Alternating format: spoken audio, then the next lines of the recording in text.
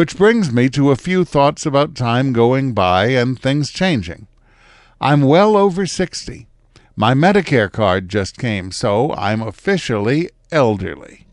And I've watched enough time pass that I know that institutions that seem timeless eventually die, every one of them.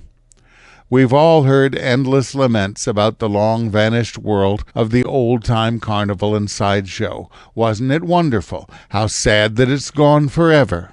Strange how comments like that arise just as someone is interviewing one of the hundreds of accomplished modern-day sideshow artists, or while someone's touring one of the numerous, very healthy sideshow exhibits. As I announced in detail earlier, I just finished working on the update of my CD, Bally Sounds of the Old-Time Sideshow. The CD consists mostly of sounds from the grind shows of the 1960s, from original endless loop tapes. Inside, you will see the alligator skin girl. You will learn the secrets of a fat girl. And you will look upon the most horrifying man in the world as well as the world's ugliest woman. And when you recoil in horror, just remember that these two were born this way. In my mind, the 60s are just yesterday. It's only when I do the math that I notice that my memories of that era are over 50 years old. Were those shows back then really better than those of today? Were the sideshows of the 1920s and 30s and 40s better?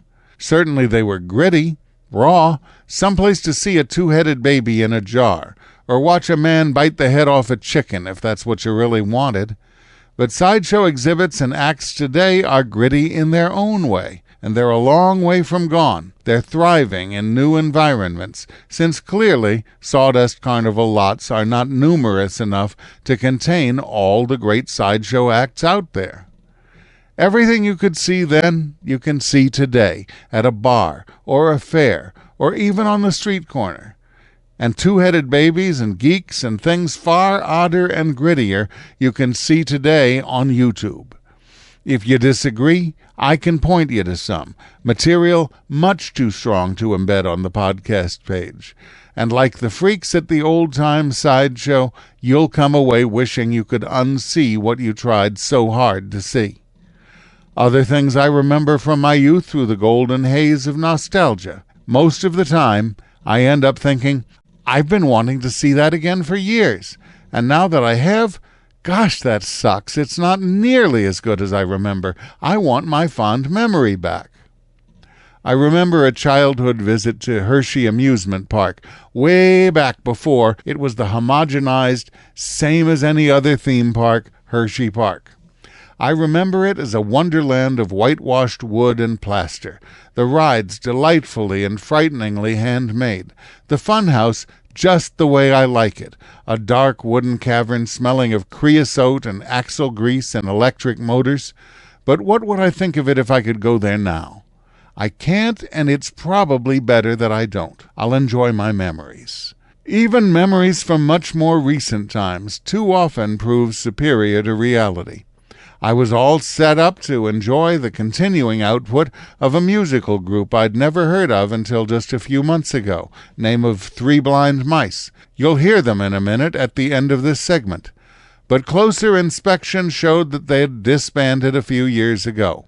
Their websites gone, their fans' Facebook sites still there, with performance calendars not updated for years, looking a bit like derelict houses with graffiti on the walls and cobwebs in the corner.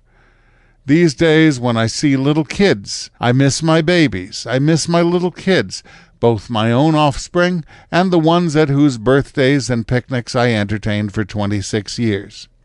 Those times we had together were fantastic, but that part of my life, too, is over. My little kids are as gone as the old-time carnival. But in their place are my adult sons, and I'd better stop wishing for the past and enjoy what I do have, because soon I won't have them anymore. It's best to stop focusing on the past and start enjoying the present. You performers, you're making lifetime memories for yourself and for other people you'll never meet to remember 50 years from now. And for some of them, for reasons you can't begin to guess, you'll be one of their most vivid memories. Don't shake your head because you weren't there in the Golden Age.